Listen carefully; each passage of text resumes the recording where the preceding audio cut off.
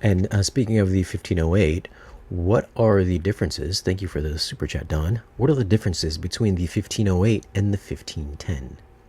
Well, first of all, they're exactly the same price. There was a brief period of a closeout on the 1508s as they were going away.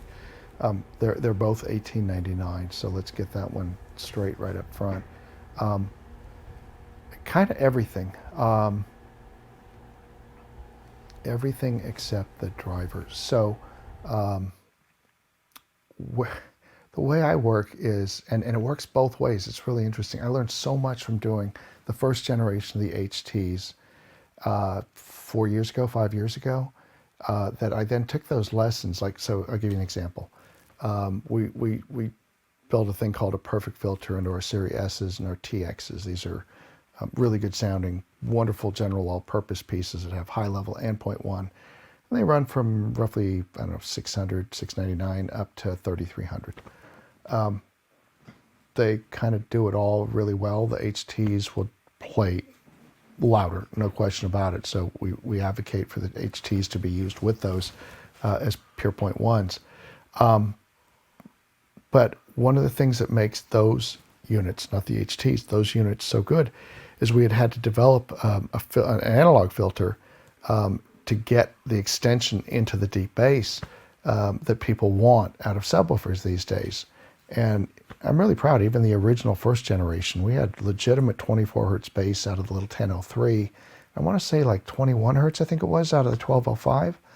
That's an enormous amount of loud deep bass out of products that just frankly weren't that expensive. And when we did we built subtler versions that did similar things, but in a very delicate way that we built forward into both our TX and our S's. And those products have been immeasurably better because of the lessons we learned in developing our shelf filters for the original HTs. On the new ones, it's really cool. We've sort of gone, continued that handoff from one product to the next. So we learned some things doing those much more expensive pieces. When we went to do the 1508, and soon the new 1205 and 1003 will be out in a month, 6 maybe. What we're trying to figure out is what can we do? We're always asking, what can we do to get better? And I'll give you a caveat in a minute, but what we realized is that effortless, extremely loud bass is super critical to theater. So much so that what disturbs your sense of relaxation in a movie is if you're sitting there the whole time sort of waiting to see when that scene comes. I know it's coming, that your neck tenses. You're like, oh, is it going to be able to handle this or not? So that was one of the things we wanted to eliminate in these new pieces. So we actually developed, we still have that cool shelf filter that gives really extended deep bass, but I went back to my analog days from being a phono cartridge designer, and I worked to develop with Justin what amounts to an analog subsonic filter. So we have an ultra high pass. It's down around 8 to 10 hertz on one, I think 10 to 12, somewhere in there on the other, that are well outside bandwidth, but they take all the load off from infrabass, from stuff that's happening below the resonant frequency of the driver anyway, and the only thing it can possibly do if you hit too much of it is damage the driver. So it's this very subtle thing, but what it winds up doing is you can play astoundingly loud. The new 1003 is going to play 10 dB louder than the current one, and the current one plays really loud. Nobody who takes the 1003 home goes, oh, well, it's okay. Most people are just shocked at how loud it does play. The replacement, the upgraded replacement for the 1205 is going to play something like 6 dB louder. So it's not the loudness, I think, for most of us, because there comes a point where you're like, turn that down, it's like killing my ears. It's the sense of your shoulders dropping. There's an ease because you can tell these things are just effortless. There's nothing that's tough about this. The amplifiers have been hugely upgraded. They are better in every way, even though the wattage rating are the same, 300 and 500. They're much bigger, burlier units with bigger power supplies, just much more excess headroom, and that also comes through in that sense of ease. And then the filters themselves, we did some really cool work.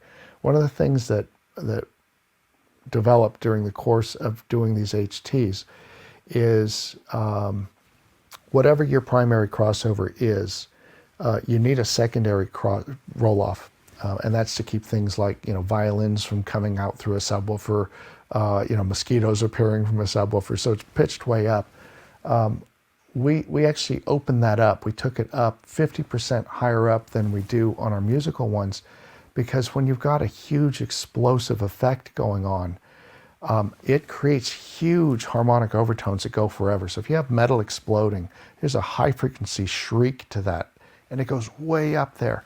And what we were finding is if we didn't have it continuing, we just experimented, kept opening it up and opening up that secondary filter way up in the hundreds of hertz. If you don't have that happening, then you don't get that sense of just explosive release. It sounds just a little bit compressed, just a little bit damped. The new ones have these really refined filters to go with the better amps, the better drivers, and gosh, they're really amazing. We'll get you the Mark IIs when they come out in a little bit here. They're so fun. Oh yeah, you can absolutely do that. Let me think how I do this. So the question is, can I pick up a pair of 1510s to go? I've got 4 1508s. Can I do it? Yeah, absolutely you can. What I would do is I would put the 1510s on the bottom. And the reason for that is the primary, right? That's because it's connected to the floor. And think of the floor as a huge mouth of a horn, right? So that gives you, we call it floor crawl, right? You get those really long wavelengths that literally travel across the floor.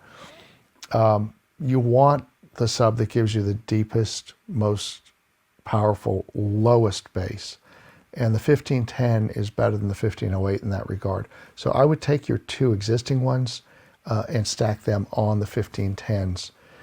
A word about how to do it and how to place them just really quickly. I'm not going to bore the rest of your audience because I'm sure the 6-pack audience is a little bit smaller. But what you want to do, and it's actually the easiest to do it with music, if you want to write in to us at contact us at rel.net afterwards, or to Shane. Maybe Shane, you can forward them to us. Whatever's the cool thing to do.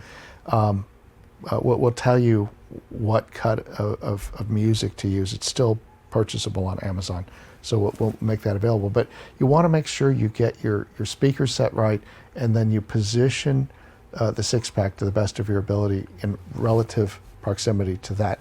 You're trying to get the speed right, because with 6 15-inch drivers and 6,000 watts, you're going to make bass.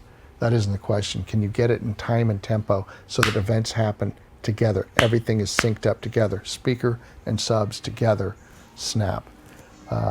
And you'll get a kick out of that. It works really well.